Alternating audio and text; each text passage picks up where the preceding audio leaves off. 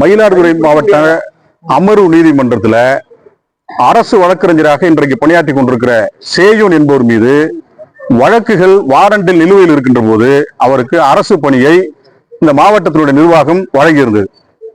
இதுல முறைகேடு நடைபெற்றிருக்குன்னு சொல்லிட்டு மாவட்ட ஆட்சியர் அவர்களிடத்திலும் எஸ்பி அவர்களிடத்திலும் ஹோம் செக்ரட்டரி, சீஃப் செக்ரட்டரி, அதே போல உயர்நீதிமன்றத்தினுடைய பதிவாளர் எல்லாருக்கும் நாங்க புகார் கொடுத்திருந்தோம்.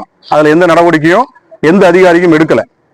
அதனை தொடர்ந்து நம்ம மாண்புமிகு சென்னை உயர்நீதிமன்றத்தில் வழக்கு தாக்கல் செய்து அதுல ஒரு உத்தரவை பெற்றிருக்கிறோம். இந்த வழக்கு தாக்கல் செய்கின்ற போது மயிலாடுதுறை மாவட்ட அமர்வு நீதிமன்றத்தினுடைய சேயன் மீது இருக்கிற வழக்குகள் தொடர்பாக அவருடைய ஆவணங்களை எல்லாத்தையும் பரிசீலித்து மாவட்ட ஆட்சியர் அவர்களிடத்துல தகவல் பெறும் உரிமை சட்டத்தின் கீழ் நாங்க கேட்டிருந்தோம்.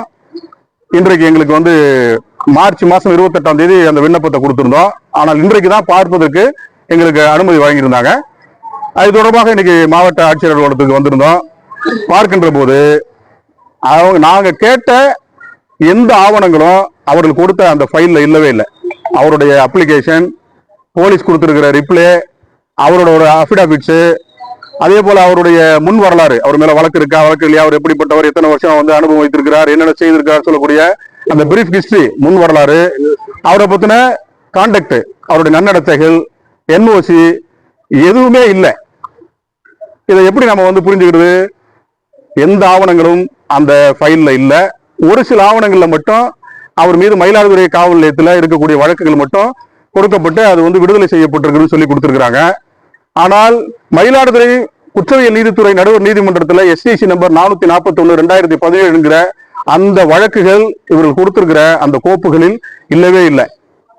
எனவே இது தொடர்பாக நடவடிக்கை எடுக்கணும்னு சொல்லிட்டு கேட்டிருக்கிறோம். இந்த கோப்புகள் எல்லாவற்றையும் கொடுக்கணும். ஏன்னா நாங்க உச்ச நீதிமன்றத்துல இந்த வழக்குகள் தொடர்பாக மேல்முறையீடு செய்ய இருக்கிறதுனால இந்த ஆவணங்கள் எங்களுக்கு தேவைப்படுகிறது. ஒரு அப்ளிகேஷன்ஸே இல்லை, அவர் கொடுத்திருக்கிற போலீஸ் கொடுத்திருக்கிற NOC இல்லை, அதே போல இவருக்கு ரெக்கமெண்ட் பண்ணிருக்கிற எந்த விதமான ஆவணங்களும் இல்லாமலே ஒரு ஃபைலை எங்கிட்ட கொடுக்குறாங்க.